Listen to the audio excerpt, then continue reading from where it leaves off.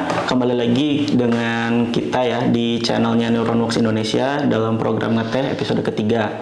Nah, untuk kali ini tema kita adalah PHP 8 dan perkembangan framework terkini. Nama saya Hibatul Rizal, hari ini menjadi moderator untuk pembawa acara di episode ketiga ini ya. Nah, untuk narasumbernya hari ini itu ada kedatangan tamu yaitu Pak Hafiz. Halo. Nah, Pak Hafiz boleh dijelaskan dulu nggak Pak Hafiz ini sebenarnya jabatannya apa gitu, terus kesibukannya apa dan biasanya mengerjakan apa sih gitu? Ya, saya Hafiz ya. Kalau di Nuron di divisi RITS jadi chief. Kerjaan sehari-hari sebenarnya pertama mensupport developer yang tentu, terutama project dan produk. Keduanya adalah ngeriset ya. Jadi kita selalu meriset teknologi-teknologi terbaru, termasuk ya salah satunya berkaitan dengan topik hari ini, PHP. Oke. Kita langsung aja mungkin ya untuk mempersingkat waktu. Nah, kebetulan kan tadi di bagian riset nih Pak. Nah, kita kan ada nih PHP 8 untuk pembahasan sekarang. Nah, sekarang kan sebenarnya di perusahaan kita itu kan masih kebanyakan masih menggunakan PHP 7 nih. Nah, PHP 8 ini kan sebenarnya baru launching sekitar tahun kemarin ya. Ya, udah setahun lebih. Udah setahun lebih kan ya. Nah, sebenarnya kan itu belum ada implementasinya. Nah, PHP 8 itu sebenarnya apa sih gitu? PHP 8 itu kelanjutan dari PHP 7 ya. Jadi dia major upgrade. Major itu artinya banyak sekali perubahan yang signifikan lah ya. Tapi nanti mungkin yang aku sorotin adalah perubahan gimana cara kita memanfaatkan fitur-fitur yang baru itu untuk development yang lebih baik gitu. Contohnya kalau dari performance saja ya, PHP lama itu versi 5 itu kalau dijalanin di web server kodenya akan di-compile lagi ya. Jadi kamu jalanin satu halaman itu dia akan compile dulu. Compile dulu baru nampil sebelum PHP 5 tuh gitu. Kalau PHP 5 kan udah mulai ada opcode cache. Jadi hasil compilernya disimpan di cache, nanti begitu dijalanin di web server akan dari cache-nya itu akan langsung di eksekusi itu. Jadi dia lebih mempercepat. Itu untuk yang PHP 5 atau ya, PHP? mulai PHP 5. Oke. Terus dari PHP 5, 6, 7 masih pakai opcode. Nah, di 8 ini dia upgrade yang namanya JIT ya. Just in time just in time kalau nggak salah just in time compiler gitu.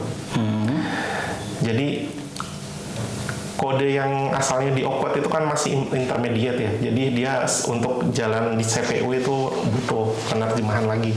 Kalau di PHP 8 kode itu udah langsung nggak intermediate lagi, langsung dijalanin di CPU. Otomatis dia performance-nya akan meningkat. Oke, jadi ibaratnya kayak memotong proses compiling dan translating ya terhadap processing di servernya seperti itu ya. Jadi secara engine itu dia sudah meningkat. Bahkan ada beberapa orang di luar yang menyatakan program yang dulunya dibikin pakai C++ yang kencang gitu, convert ke PHP karena PHP sekarang udah kencang gitu. C++ itu kan memang sebenarnya bahasa pemrograman mesinnya kan.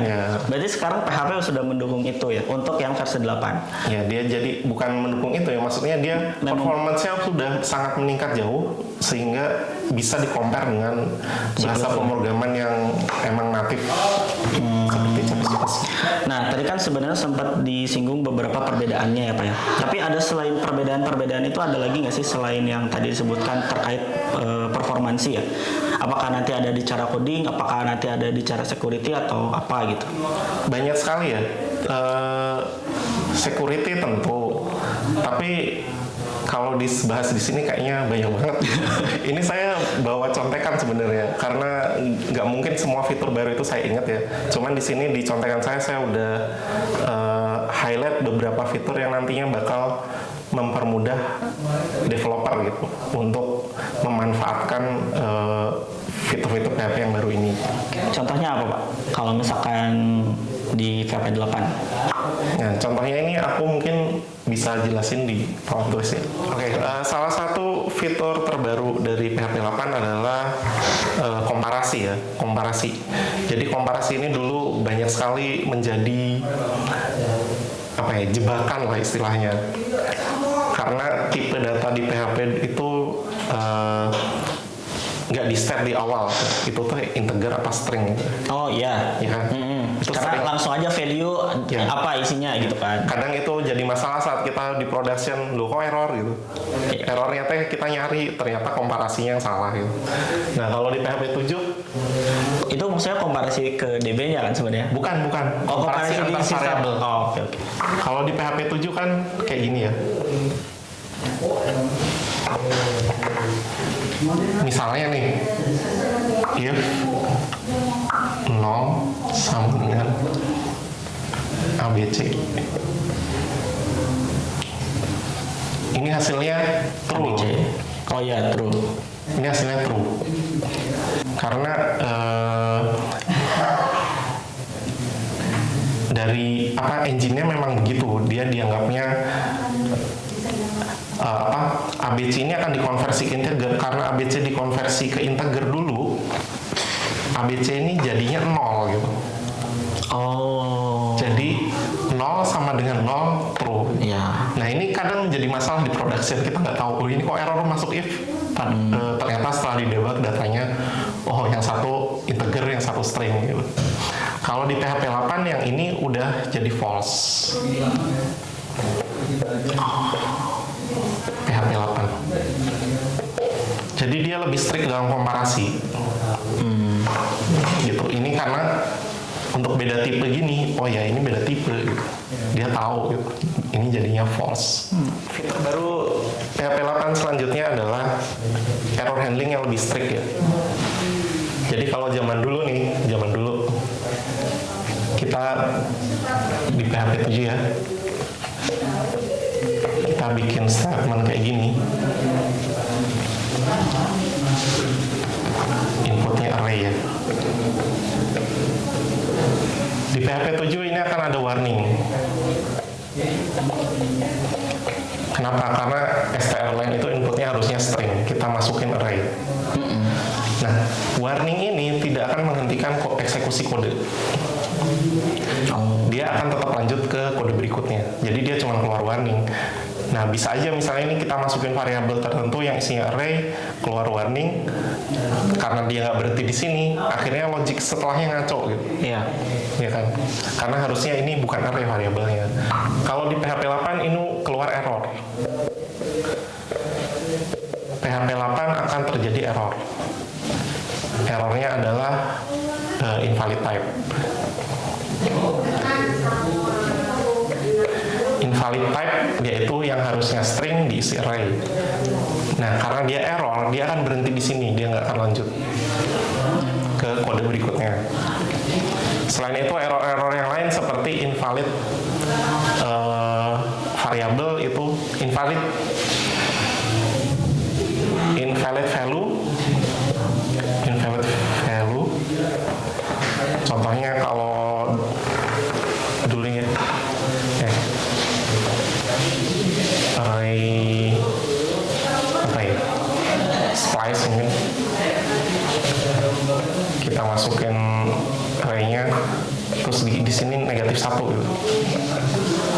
Nah, di PHP 7 ini nggak akan error, keluar warning doang gitu. Tapi di PHP 8, parameter kedua nilainya harus lebih besar dari 0. Errornya keluar gitu, dan dia berhenti di sini. Jadi dia lebih strict dalam handling error ya. Itu juga impact-nya kemana buat developer? Ini bakal Lebih lapis sih secara script. ya, tipe variabel yang dimasukin harus pasti gitu, harus pasti sehingga menghindari error di script di bawah. Fitur selanjutnya yang akan membantu development adalah union type ya. Nah, union type ini adalah sebenarnya lebih terkait ke deklarasi variabel. Nah, kalau dulu di PHP 7 kita kan bisa gini nih, $A sama dengan ini Ini isinya numerikan. Terus kita isi lagi tuh pakai string. Ini bisa, boleh gitu. Iya, betul. Terus array. Yes. Bisa. Apa yang terjadi kalau kodenya sangat banyak sampai ribuan baris itu? Bisa ke replace, Pak. Nah, itu. Bisa ke replace. Bisa ke replace sama Kadang variabel di atasnya tradisi integer, di bawahnya kok tiba-tiba jadi array. Yes. Apa yang terjadi? Kita bingung. Di PHP 8 ada union type. Kita bisa declare variabel. Jadi gini. Private integer. Ini mirip-mirip C++ atau Java ya. Nah, kalau begini bisa karena dia integer.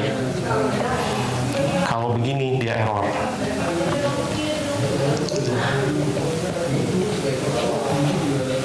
Nah, tapi untuk menggunakan fitur ini kita harus mengubah kebiasaan. Biasanya kita deklarasi variabel di atas cuman private $A gitu. Nggak ada tipenya itu. Kalau sekarang mau pakai PHP 8, baiknya sih setiap deklarasi variabel menggunakan tipe supaya menghindari error yang tadi, yang ke-replace seperti itu. Oke Pak, mau tanya Pak, ini kan kalau misalkan kita private integer $A misalnya gitu, berarti bahwa si A ini dia nggak bisa diisi lagi selain integer kayak gitu. Berarti Ya. nanti, oke. Nah, canggihnya union type ini tipenya bisa multiple. Contohnya gini.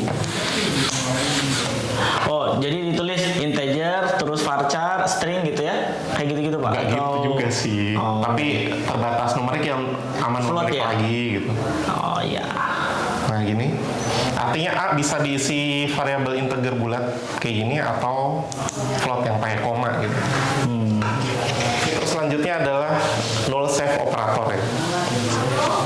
Nah, null save operator itu apa gitu? Mungkin teman-teman pernah mengalami di NAV ya. Kita mengambil session kayak gini. Tiba-tiba nol itu dia. Gitu.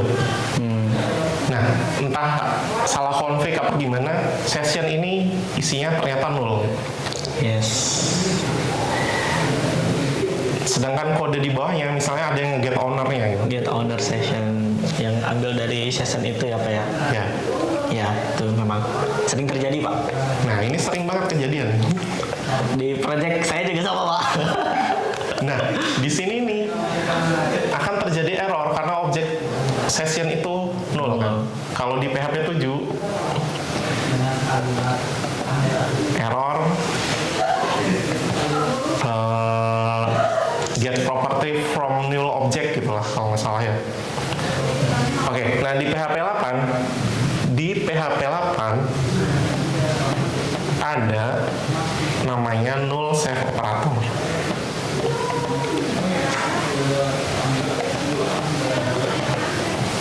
Ini dilambangkan dengan tanda tanya. Oh. Jadi kalau kita begini, Langsung kalau misalkan ini dia bisa isi apa gitu ya Pak? benar. Enggak, bukan bisa isi apa, tapi tanda tanya Dia jadi apa? Nah, jadi kalau objek sesinya ini nol, Iya, dia langsung error. nggak error dulu. Enggak ya? Kalau objek sessionnya nol, kalau kita pakai null save operator ini, artinya properti ini kan tidak akan ada. Dia nggak akan error, tapi ownernya akan keisi nol. Oh beda ya? Jadi kalau di PHP 7 kan nggak ada null save operator nih, kita pakai gini. Kalau sessionnya nol, otomatis Si ownernya jadinya error. error. Iya. Kalau di PHP 8 kita bisa pakai null save operator di mana dia udah otomatis ngecek. Oke, kalau objek sessionnya nol, ya udah ownernya diisi nol.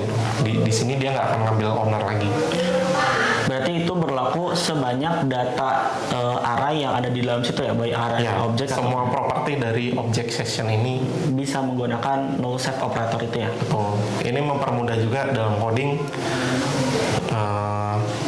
terutama teman-teman yang sering bikin if ya. Ya gini nih, kalau di PHP 7 kita mitigasinya kan ini, if Set session nggak sama dengan null atau apa gitu ya. nol, baru gini kan. Ya. Nah kalau di PHP 8 dengan gini doang kita bisa nggak usah pakai if lagi. Berarti langsung si $owner-nya itu yang dimasukin itu ya. Ya, gitu. Fitur selanjutnya adalah konstruktor property promotion. Itu kayak gimana ya? Jadi zaman dulu kita kalau bikin kelas itu dan bikin variabel,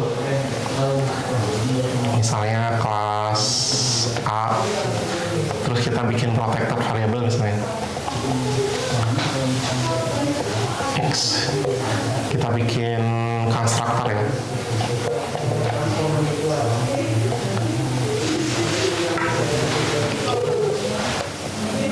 Konstruk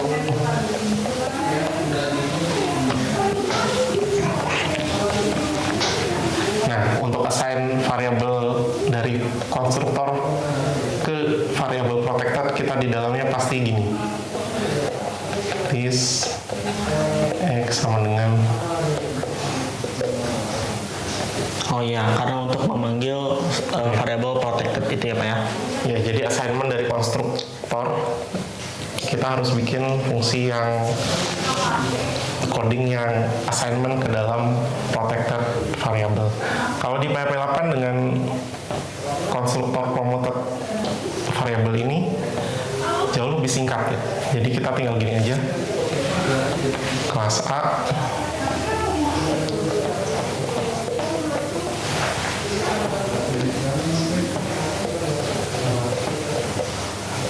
konstruk. Nah, tinggal gini.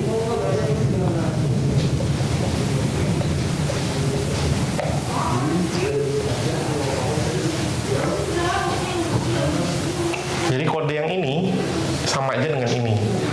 Otomatis di variabel-variabel yang kita bikin di parameter fungsi konstruktor akan terdaftar sebagai variabel di dalam kelas A. Itu namanya konstruktor promoted variable. Jadi ini agak mempersingkat proses coding kita yang biasanya kita bikin seperti ini menjadi begini. Oh, langsung diterima ya Pak ya di Ya. promotednya itu. Di dalam fungsi, di dalam parameter fungsi. Jadi proses assignment-nya dihilangkan ya Pak ya? Betul, ini udah otomatis terassign. Kalau kita bikin kelas A ya, new A, berarti nilai 1, 2, 3 ini udah otomatis terassign ke dalam variabel kelas A yang protected. Kodenya sebenarnya padanannya di PHP 7 seperti ini. Begitu. Tapi kalau misalkan script yang PHP 7 yang seperti itu masih kompatibel nggak? Masih diterima nggak di PHP 8? Yang ini masih diterima. Soalnya kan kebanyakan, ya karena kebanyakan masih pakai PHP 7 gitu, pasti proses strukturnya masih yang lama gitu. Bener. Tapi ini masih tetap bisa jalan. Palingan dia kalau emang kita mau adopsi standar yang baru ini, ya mau nggak mau kode kita harus menyesuaikan. Tapi nantinya jadinya nggak kompatibel sama PHP versi lama juga sih. Kenapa Pak? Ya kan ini adanya di 8 aja, 8 ke atas. Next fitur adalah konsistensi penggunaan trailing comma ya. Biasanya kita kalau bikin array ya, kayak begini.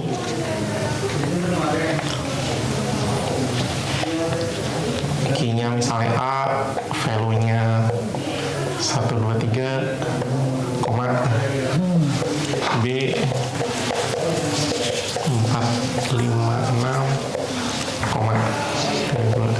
Nah, nambah koma di elemen terakhir array ini Error Pak? enggak dong. Enggak ya? Enggak dong. Gimana Pak? Ini tetap bisa bisa gitu. Selama ini kita begitu. Tapi kalau kita ngejalanin sebuah fungsi ya, misalnya ada fungsi namanya EGZ ya. Terus kita gini. EGZ. Kita masukin nih parameter A, B, gini. Nah, ini kalau existing error di PHP 7. Kalau di PHP 8 ini nggak error. Supaya dia konsisten dengan ini. Jadi kebiasaan tuh. Kadang aku juga pernah kejadian tuh nge-call fungsi tapi pakai koma gini karena kebiasaan nulis array yang pakai gitu. Akhirnya error, kelebihan koma, dihapus komanya baru jalan. Tapi kalau di PHP 8 ini dibolehkan. Selama dia tidak ada value-nya. Ya, ini pokoknya di paling akhir parameternya gitu. Jadi konsisten dengan cara nulis array yang boleh pakai koma gitu. Oke, fitur selanjutnya adalah name arguments ya. Ini mungkin kalau teman-teman yang udah sering ngerjain di Python familiar ya. Tapi kalau di PHP ini baru. Contohnya gini ya, kita punya function misalnya. ABC dengan opsional parameter.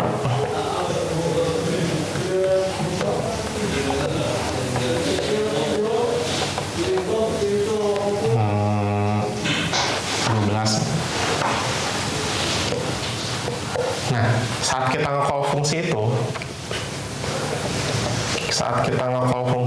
biasanya kan kita gini.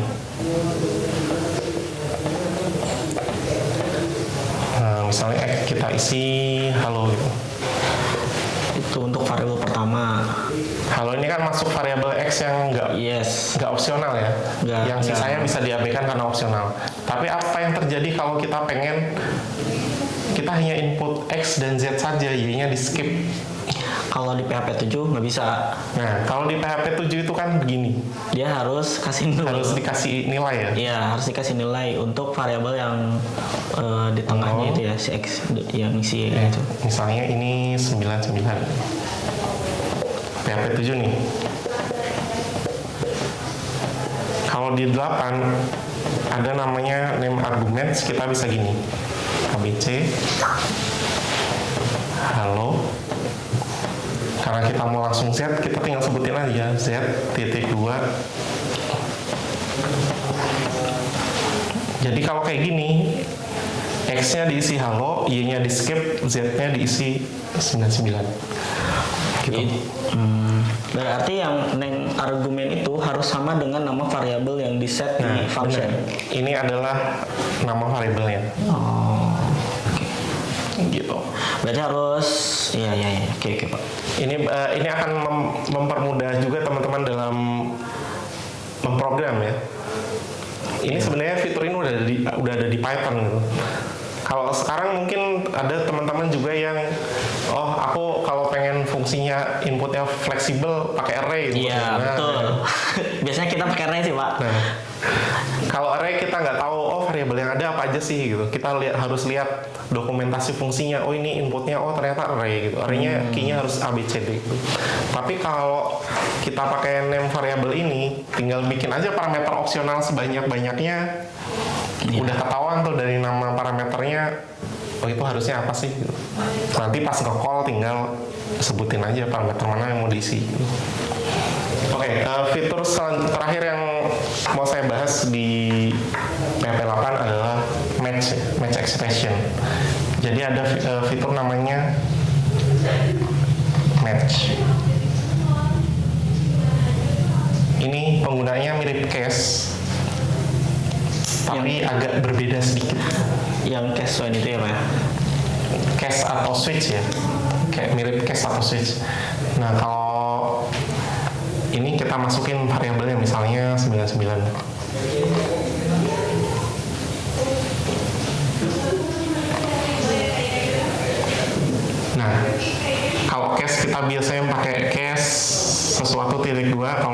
match kita mirip dengan array ya. Misalnya gini, 99.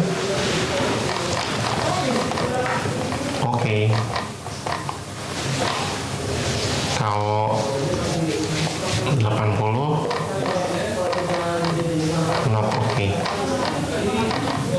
Kalau string 99 not oke. Oh, berarti bisa langsung membaca string juga ya, Pak? Jadi dia komparasinya strict. Jadi match 99 itu akan masuk ke yang ini. Jadi isi variabel A adalah oke. Kebayang nggak? Ya. Kalau di luar itu gimana, Pak? Ada defaultnya nggak, Pak? Nggak ada, match itu gini. Nggak ada defaultnya Nggak untuk ada. di match. Jadi benar-benar harus strict dengan value yang ada di situ gitu ya. Betul. Ini tapi sebenarnya ini ngebantu kalau saat kita bikin apa ya, komparasi string atau butuh keluarin wording tertentu gitu. Biasanya kan kita biasanya gini ya.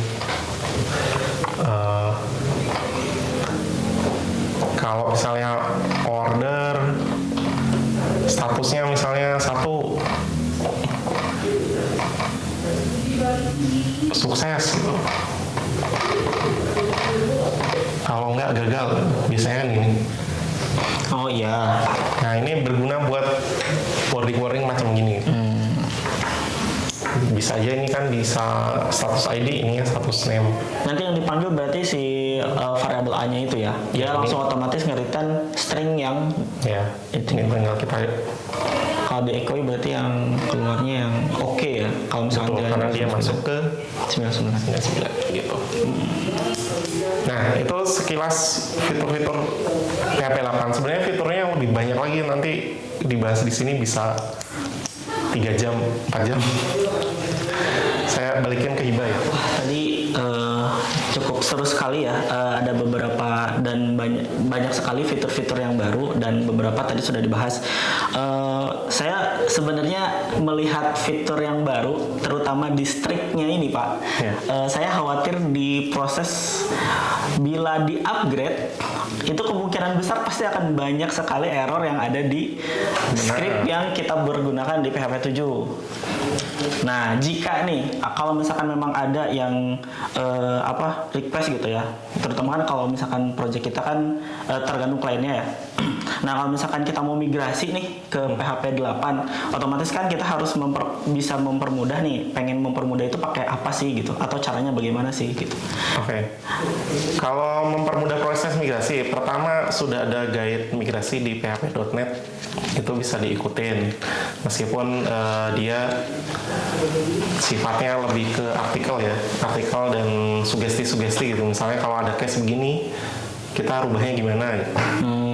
Itu di php.net sudah komplit banget, termasuk ekstensi apa saja yang harus diupdate segala macam. Terus kedua adalah kita bisa pakai PHP statis kode analisis tool. Itu ada beberapa ya, kayak PHP stan, PSALM. Itu ngebantu. Jadi ngebantunya bukan dalam artian pas kita ngejalanin kode kita langsung berubah jadi PHP 8, tidak. Tapi begitu kita jalanin, dia akan ngasih tahu, oh kode ini nggak kompatibel dengan PHP 8, harusnya begini. Nanti kita sendiri yang merubah, yang menyesuaikan.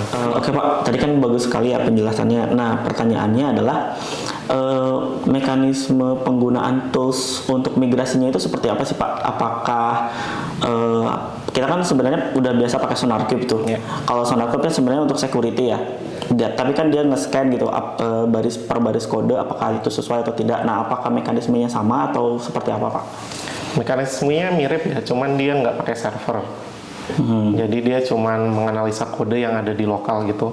Kamu tinggal jalanin komennya, nanti dia menganalisa semua kode yang ada di folder itu, itulah folder projectmu itu. Terus dia akan memberikan saran-saran gitu, ini nggak kompatibel apa gitu, atau ini kompatibel dengan PHP 8 gitu. Tapi untuk perubahan impact-nya tetap kita harus berarti scan-nya nggak bisa sekali dong. Misal nih scan di atas kan, pasti pada saat scan di atas itu kita rubah nih logiknya yang di bagian baris keberapa gitu yang paling atas. Ternyata itu berpengaruh dan berimpact ke baris kode yang lain atau file yang lain. Nah itu gimana tuh Pak? Kedetek juga nggak Pak? Ya di scan lagi. Di scan lagi berarti ya? Iya. Berulang-ulang ya? Sampai nanti akhirnya selesai gitu. Keren sekali ya Pak terkait toolsnya itu. Tapi mungkin memang nanti akan ada effort gitu ya untuk penyesuaian terhadap script yang memang harus yang disupport oleh PHP 8 dan sudah nggak disupport sama PHP 8. Nah untuk pertanyaan selanjutnya itu Pak, sekarang kan kita masih terbiasa dengan PHP 7. Nah sebenarnya udah ada framework yang support sama PHP 8 nggak sih? Sekarang karena udah setahun lebih ya PHP 8 dirilis, itu beberapa framework udah mulai ngerilis versi mereka yang PHP 8. Ya kayak Laravel itu udah, apalagi Laravel 9 itu minimum requirement-nya malah PHP 8. Meskipun Laravel yang 7, Laravel 8 itu masih support PHP 7 dan 8. Jadi mereka ada istilahnya ada versi lama lah yang masih lanjut sampai nanti supportnya habis baru nanti full ke Laravel 9 gitu ya. Terus Symfony udah ngeluarin juga. Symfony itu framework Symfony PHP ya. Terus Laminas versi 3 udah PHP 8. Jadi sekarang sih udah setahun ya udah banyak lah gitu. Udah mulai banyak dikembangin gitu ya Pak ya maksudnya. Oke Pak. Kalau misalkan ini Pak, tadi aku sempat dengar Laminas nih Pak. Nah jadi gini, kita kan sebenarnya frameworknya menggunakan Zen ya Pak. Yeah. Nah terus kan Zen ini sebenarnya nanti discontinue kan, sebenarnya udah di-cut gitu ya, udah nggak ada perkembangan lagi. Dan terkait lisensi juga gitu kalau nggak salah saya ya. Nah kita kan rencananya mau migrasi ke Laminas nih Pak. Nah ini pertimbangannya apa gitu, dan kenapa harus ke Laminas sih Pak gitu? Pertimbangannya karena dia nggak jauh beda dari Zen ya, secara struktur. Terus lebih up to date gitu. Kalau Zen kan udah mentok di PHP 7 udah selesai. Laminas kan masih terus dikembangin gitu. Terus ada fitur-fitur lagi yang bisa membantu kita gitu di Laminas. Contohnya Meskipun Pak? ada beberapa konsep Laminas yang agak berbeda gitu dari Zen, tapi secara basic dia cara menjalankan aplikasi, cara struktur MVC-nya itu semua sama gitu. Konfigurasi routing segala macam sama. Nah, fitur yang membantu nanti mungkin ada dependency injection ya. Contohnya gini, kalau dulu teman-teman di Zen development itu sering kan gitu di model ini butuh konfigurasi sesuatu gitu, ngambil lagi dari config. Oh iya, jadi dikirim atau lagi di-get gitu kan? Ya. Kita mesti get config lagi ke model parentnya atau ngirim ke model anaknya, itu kan agak ribet gitu ya. Kalau dependency injection tuh istilahnya kayak model ini butuh config, otomatis si config akan terinclude di dalam model tersebut gitu. Itu sama kayak class extends gitu Pak, atau gimana Pak? Agak beda. Jadi bukan extend ya istilahnya. Jadi dia membutuhkan kelas mana sih gitu. Kayak construct gitu, dia langsung ke load atau enggak Langsung juga? ke load otomatis. Jadi misalnya class person butuh config gitu. Config itu kita nggak perlu bikin new config di dalam person, tapi dia begitu person di load dia otomatis ngeload config gitu. Oh. Jadi dia itu disebutnya dependency injection. Kita nggak perlu bikin instance baru, dia yang membuatkan secara otomatis gitu. Ada script-script yang membuat nanti nggak support nggak Pak? Kan biasanya kalau yang namanya migrasi itu pasti nggak mungkin sama persis ya, plug kita langsung bisa migrasi dengan mengganti namespace atau apalah, pasti ada gitu. Biasanya tuh apa aja sih yang biasanya nggak support dari Zen yang sekarang kita pakai sama yang nanti akan implementasi di Laminas gitu Pak? Kayaknya nggak terlalu banyak sih menurutku ya. Palingan itu karena kita nanti bakalan lebih banyak pakai dependency injection, jadi cara ngeload config dan sebagainya itu nanti akan beda gitu. Kalau mekanisme yang sekarang loadnya masih bisa dipakai Pak? Masih bisa, mekanisme load lama masih bisa dipakai. Jadi kita ya intinya kalau mau pakai mekanisme existing ya nggak apa-apa juga gitu. Cuman artinya kita nggak manfaatin fitur-fiturnya Laminas gitu. Ya udah jalan apa adanya. Oh, jalan apa aja nah dengan Zen-nya ya. Jadi nggak, padahal fitur-fitur baru itu sangat mempermudah sekali gitu. Ya tapi emang butuh effort untuk menggunakan itu. Oke Pak, tadi kan sempat dijelasin ya Laminas dan Zen sama beberapa fiturnya gitu. Nah sebenarnya pertama bisa dijelasin nggak sih Pak kelebihan-kelebihan Laminasnya, sama kalau boleh sih tadi kan contoh fitur sedikit ya terkait yang dependensi. Ada lagi nggak sih selain itu dan kelebihannya apa aja sih gitu? Oke, Laminas itu pertama kelebihannya adalah dia sebenarnya bisa diadop di framework manapun. Maksudnya gimana Pak? Jadi kita nggak terbatas pakai framework Laminas gitu.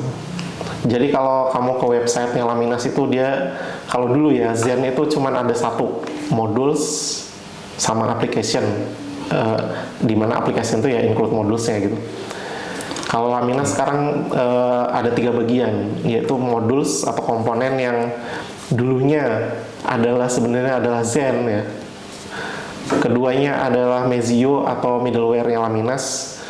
Ketiganya adalah API tools. Nah, kelebihannya itu Laminas tidak membatasi kamu develop harus pakai Laminas gitu. Laminas menyediakan skeleton aplikasi sama seperti Zen yang dulu kita pakai ya, yang bisa dipakai untuk develop aplikasi full Zen gitu. Laminas juga menyediakan skeleton itu gitu, untuk kita develop aplikasi yang full Laminas gitu. Tapi komponennya dia bisa dipakai di framework lain manapun gitu, termasuk Symfony, Laravel, dan ConnectIgniter dan sebagainya itu. Jadi dia menekankan di webnya itu bahwa kita sekarang bisa diadopsi oleh framework manapun karena kita sebenarnya loosely coupled gitu. Komponennya misalnya di aplikasi basis Laravel kamu butuh modul berita feed ya. Kamu tinggal pakai Laminas feed. Oh gitu. Paling nanti kita mengikuti aturan yang di Laminas itu. Cara makainya ya sesuai dokumentasinya dia gitu. Itu, jadi komponennya bisa dipakai di framework manapun. Mau pakai satu komponen doang bisa, mau pakai 10 komponen Laminas bisa gitu. Itu lebih fleksibel dibanding Zen yang dulu. Berarti konsepnya kayak modularity gitu ya Pak ya, kalau misalkan bisa dilihat ya. Oke Pak.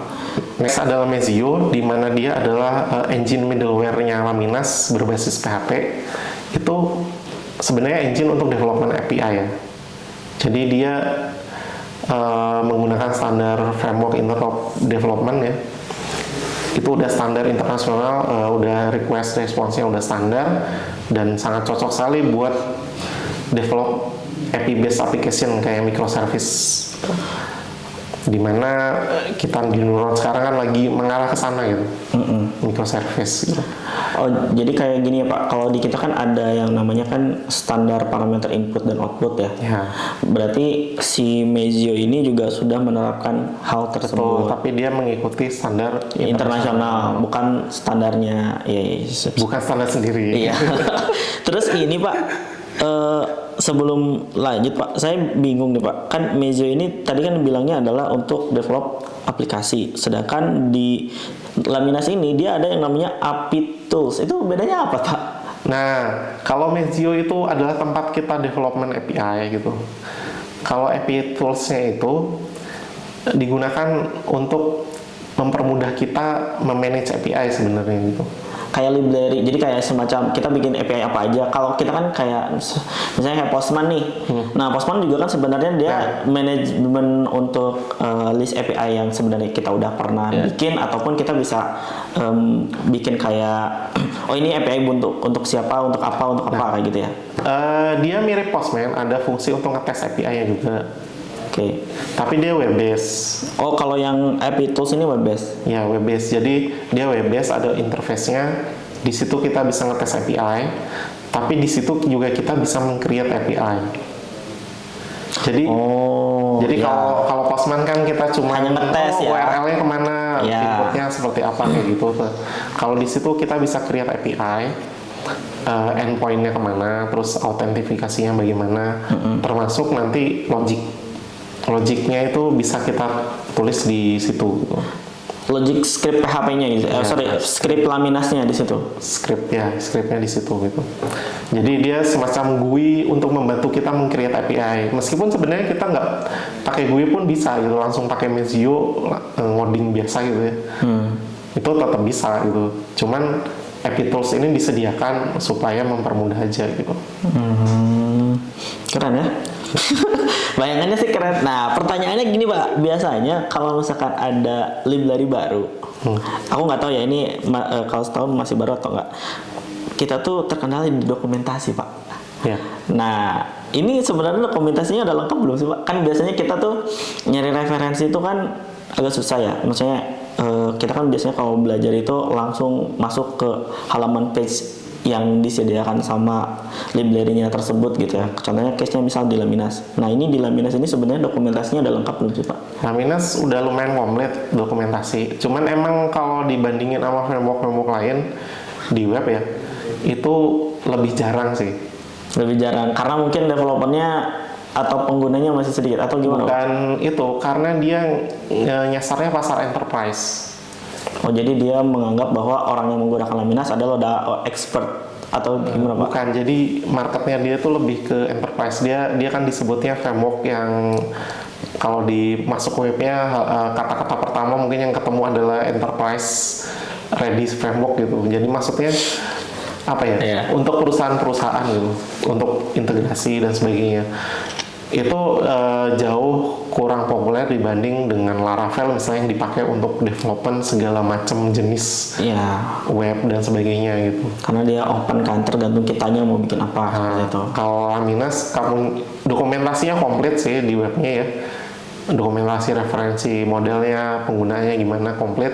Cuman kalau di misalnya nyari tutorialnya atau nyari sesuatu yang basic gitu, aku pengen ikut ini gitu. Iya, isu-isu yang agak rumit apa gimana itu lebih sulit nyarinya di web ya, gitu. Nah, itu berarti tantangan tersendiri buat kita ya. Kalau misalkan memang nanti benar itu akan menjadi migrasi dari Zen ke Laminas. Ada lagi nggak Pak kelebihannya gitu selain yang disebutkan tadi? Kayaknya sih selama yang aku pelajari baru itu aja sih. Mungkin nanti pertengahan tahun kan kita bakal lebih dalam ke Laminas, itu lebih ketahuan lagi kelebihan-kelebihan lain. Kalau emang secara ini targetnya, kalau boleh tahu nih Pak, researchnya ini sebenarnya untuk penerapan Laminas di Neuron gitu kan. Ini kan sebenarnya lingkupnya Neuron ya.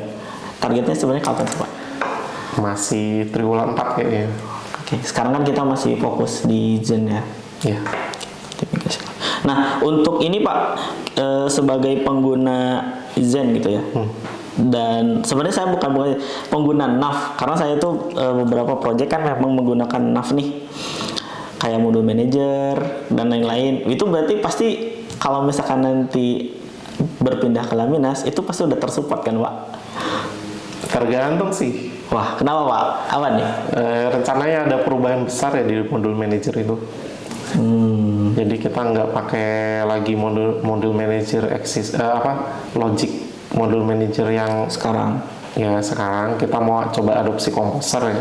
Oh iya. Jadi untuk script instalasi segala macam nanti di-handle full sama Composer gitu. Tapi nanti akan ada UI seperti modul manager UI sekarang atau tetap rencananya tetap ada. Cuman dia engine di bawahnya nggak pakai custom yang kita bikin kayak sekarang, tapi langsung nge-call Composer untuk install, update segala macam gitu. Itu supaya lebih reliable aja gitu, karena Composer kan udah terbukti package manager yang bagus lah buat PHP. Banyak juga yang pakai. Oke. Terima kasih banyak Pak Hafiz atas sharing-sharingnya hari ini. Nah, buat teman-teman, kalau misalkan untuk ada pertanyaan lain gitu ya, boleh nanti di kolom komentar ya. Untuk acara ngeteh hari ini, kita cukupkan sekian. Terima kasih. Assalamualaikum warahmatullahi wabarakatuh. Dadah.